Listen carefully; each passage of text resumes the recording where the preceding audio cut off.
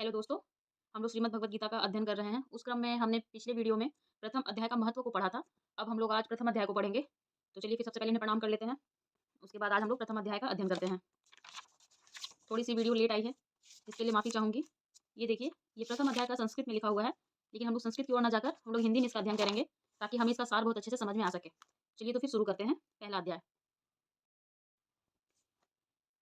धृतराष्ट्र बोला, हे संजय, धर्म भूमि कुरुक्षेत्र में इकट्ठे हुए युद्ध की इच्छा वाले मेरे और पांडु के पुत्रों ने क्या किया? इस पर संजय बोला, उस समय राजा दुर्योधन ने व्यूहरचना युक्त पांडवों की सेना को देखकर और द्रोणाचार्य के पास जाकर यह वचन कहा, हे आचार्य, आपके बुद्धिमान शिष्य द्रुपद पुत्र धृष्ट धृष्टद्युम्न द्वारा व्यूहाकार खड़ी की हुई पांडु पुत्रों की इस बड़ी भारी सेना को देखिए। इस सेना में बड़े बड़े धनुषों वाले युद्ध में भीम और अर्जुन के समान बहुत से शूरवीर हैं, जैसे सात्यकी और विराट तथा महारथी राजा द्रुपद और धृष्टकेतु, चेकितान तथा बलवान काशीराज पुरजित, कुंती भोज और मनुष्यों में श्रेष्ठ सव्य और पराक्रमी युद्धामन्यु तथा बलवान उत्तमौजा सुभद्रापुत्र अभिमन्यु और द्रौपदी के पांचों पुत्र, यह सभी महारथी हैं। हे ब्राह्मण श्रेष्ठ, हमारे पक्ष भी जो प्रधान हैं उनको आप समझ लीजिए। आपके जानने के लिए मेरी सेना के जो सेनापति हैं उनको कहता हूँ। एक तो स्वयं आप और पितामह भीष्म तथा कर्ण और संग्राम विजयी कृपाचार्य तथा वैसे ही अश्वत्थामा, विकर्ण और सोमादत्त का पुत्र भूरिश्रवा तथा और भी बहुत से शूरवीर अनेक प्रकार के शस्त्र अस्त्रों से युक्त मेरे लिए जीवन की आशा को त्यागने वाले सबके सब युद्ध में चतुर हैं। भीष्म पितामह द्वारा रक्षित हमारी वह सेना सब प्रकार से अजय है और भीम द्वारा रक्षित इन लोगों की यह सेना जीतने में सुगम है। इसलिए सब मोर्चों पर अपनी अपनी जगह स्थित रहते हुए आप लोग सबके सभी निसंदेह भीष्म पितामह की सब ओर से रक्षा करें। इस प्रकार द्रोणाचार्य से कहते हुए दुर्योधन के वचनों को सुनकर कौरवों में वृद्ध बड़े प्रतापी पितामह भीष्म उस दुर्योधन के हृदय में हर्ष उत्पन्न करते हुए उच्च स्वर से सिंह नाद के समान गर्ज कर शंख बजाया। उसके उपरांत शंख और नगाड़े तथा ढोल मृदंग और नृसिंघादि बाजे एक साथ ही बजे। उनका यह वह शब्द बड़ा भयंकर हुआ। उसके अनंततर सफेद घोड़ों से युक्त उत्तम रथ में बैठे हुए श्री कृष्ण महाराज और अर्जुन ने भी अलौकिक शंख बजाए। उनमें श्री कृष्ण महाराज ने पंचजन्य नामक शंख और अर्जुन ने द्योदत नामक शंख बजाया। भयानक कर्म वाले भीमसेन ने पौंड्र नामक महाशंख बजाया। कुंती पुत्र राजा युधिष्ठिर ने अनंत विजय नामक शंख और नकुल तथा सहदेव ने सुघोष और मणि पुष्पक नाम वाले शंख बजाए। श्रेष्ठ धनुष वाले काशीराज और महारथी शिखंडी और धृष्टद्युम्न तथा राजा विराट और अजय सात्यकी तथा राजा द्रुपद और द्रौपदी के पांचों पुत्र और बड़ी भुजा वाले सुभद्रा पुत्र अभिमन्यु, इन सब ने राजन अलग अलग शंख बजाए और उस भयानक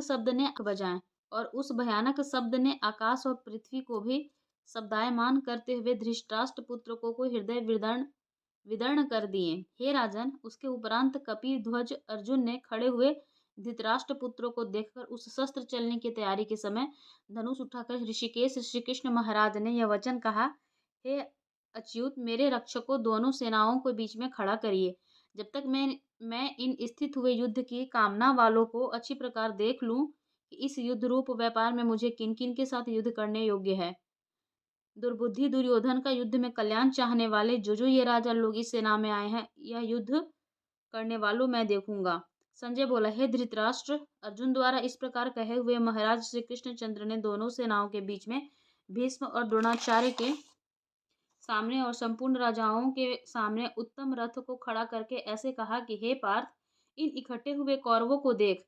उसके उपरांत पृथापुत्र अर्जुन ने उन दोनों ही सेनाओं में स्थित हुए पिता के भाइयों को, पितामहों को, आचार्यों को, मामाओं को, भाइयों को, पुत्रों को, पौत्रों को, मित्रों को, ससुरों को और सुहृदयों को भी देखा। इस प्रकार उन खड़े हुए संपूर्ण बंधुओं को देखकर यह वह अत्यंत करुणा से युक्त हुआ और कुंती पुत्र अर्जुन शोक करता हुआ यह बोला, हे कृष्ण, इस युद्ध की इच्छा वाले खड़े हुए स्वजन समुदायों को देखकर मेरे अंग शिथिल हुए जाते हैं और मुख भी सूखा जाता है और मेरे शरीर में कंप तथा रोमांच होता है तथा हाथ से गांडीव धनुष गिरता है और त्वचा भी बहुत जलती है तथा मेरा मन भ्रमित सा हो रहा है, इसलिए मैं खड़ा रहने को भी समर्थ नहीं हूँ।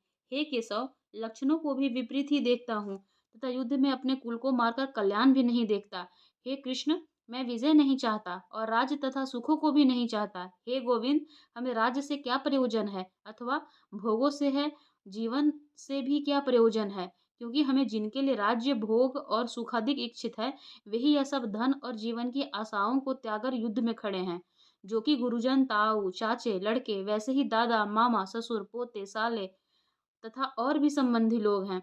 इसलिए हे मधुसूदन, मुझे मारने पर भी अथवा तीन लोक के राज्य के लिए भी मैं इन सबको मारना नहीं चाहता। फिर पृथ्वी के लिए तो कहना ही क्या है। हे जनार्दन, धृतराष्ट्र के पुत्रों को मारकर भी हमें क्या प्रसन्नता होगी? इन आतातियों को मारकर तो हमें पाप ही लगेगा। इससे हे माधव, अपने बांधो धृतराष्ट्र के पुत्रों को मारने के लिए हम योग्य नहीं हैं, क्योंकि अपने कुटुंबकों को मारकर हम कैसे सुखी होंगे? यद्यपि लोभ से भ्रष्टचित्त हुए यह लोग कुल के नासकृत दोष को और मित्रों के साथ विरोध करने में पाप को नहीं देखते हैं। परंतु हे जनार्दन, कुल के नाश करने से होते हुए दोष को जानने वाले हम लोगों को इस पाप से हटने के लिए क्यों नहीं विचार करना चाहिए? क्योंकि कुल के नाश होने से सनातन कुल धर्म नष्ट हो जाते हैं। धर्म के नाश होने से संपूर्ण कुल को पाप भी बहुत दबा लेता है। तथा हे कृष्ण, पाप के अधिक बढ़ जाने से कुल की स्त्रियां दूषित हो जाती हैं और हे वासर्णय, स्त्रियों के दूषित होने पे वर्ण संकर उत्पन्न होता है और वह वर्ण संकर कुलाघातियों को और कुल को नरक में ले जाने के लिए ही होता है। लोप हुए पिंड और जल की क्रिया वाले इनके पितर लोक भी गिर जाते हैं और इन वर्ण संकर कारक दोषों से कुल घातियों को सनातन कुल धर्म और जाति धर्म नष्ट हो जाते हैं।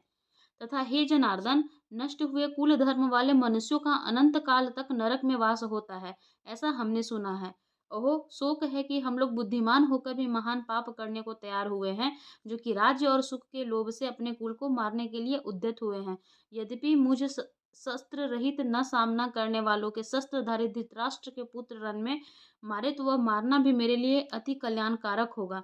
संजय बोला कि रणभूमि में शोक से उद्विग्न मन वाला अर्जुन इस प्रकार कहकर बाण सहित धनुष को त्याग कर रथ के पिछले भाग में बैठ गया। हमारा प्रथम अध्याय खत्म हो गया है।